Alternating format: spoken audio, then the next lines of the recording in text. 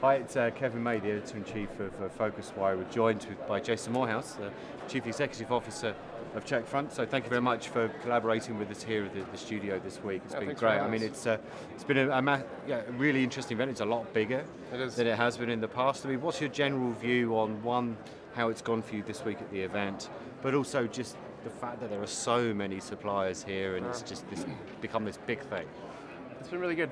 I mean, I feel like I've been here for 2 months versus 2 days, but it's been good. Lots of customers, lots of our competition, our peers, which is actually really exciting for us to meet, sit down, have a coffee with them. But yeah, compared to last year, really exciting. I know there's a lot of stuff going on in the space, a lot of excitement around it, which is great because nobody cared 3 or 4 years ago. That's very true. Except our customers and us, of course.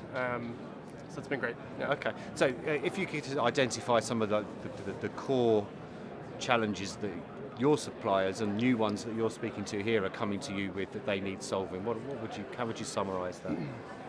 So there's kind of two facets there. So originally when we were initially building out Checkfront, it was to solve that back-end headache, administrative issue, which is big and meaty, and it's a complex problem to solve, especially in the tours and activities industry. So it was minimizing their administration, improving their onboarding, and making sure they collect the money, they don't have overbooking. So that's what everybody was trying to solve for a few years. More recently, it's really turned to filling those spots in the boat, to filling that tour.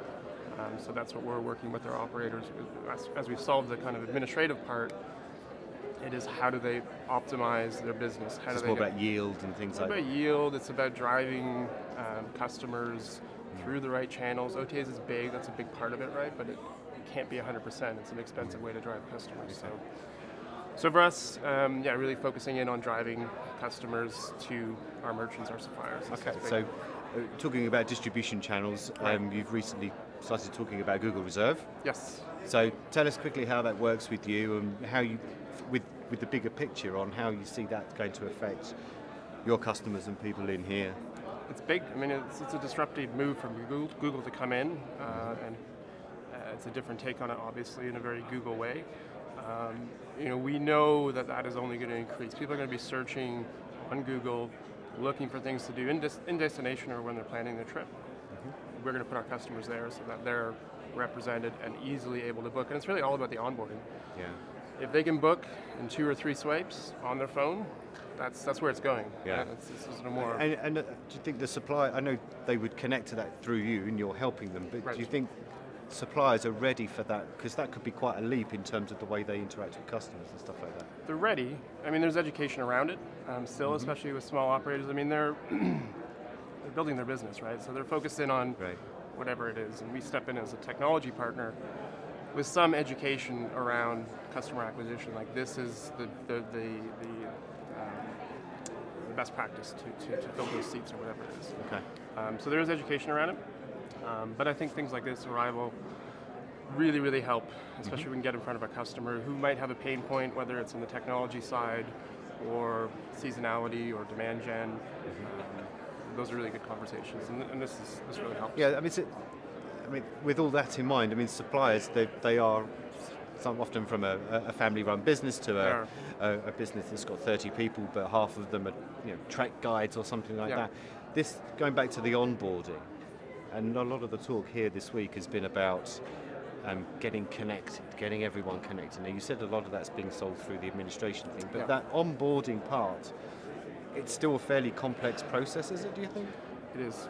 It's a beast because any small operators, bigger operators, they can come in, and even if they're identical to another customer who's got some setup, they might run their business in some completely different fashion. So getting them onboarded, configured, it's a big part of it. So we've got a customer support team, customer success team, which is like half of the company, which is really dealing with those suppliers coming in, onboarding, and as they launch a new season, a new tour, a new activity, we work with them to solve that. So often they might come to something like this and they'll hear about another new technique that they need to be thinking about, and again, they might still be a family-run business. I mean, how do you advise them that they should divide their time between worrying about the stuff that you do? I know obviously they are there to help them, but also just making sure the experience is still great and they're able to operate the operational part of what they do. Yeah. A lot of that is through our account management team, which will review their configuration, Okay. see maybe that they're still using paper waivers. They may not even be aware that we do digital waivers, and we built our own digital waiver system. Okay, right. And the amount of time that saves in onboarding customers as well, right? The output is big, even for small operators. If you can shave 10, 15 minutes off of that beginning of the tour, that's huge. Right. It's dollars. Okay. So reviewing it with them, working through things that they might not be using, whether it's our technology or lead gen, is something that we actively do. Right, okay. And we want to do more of it, frankly. Because again, before it was like, set up configuration, you're good to go.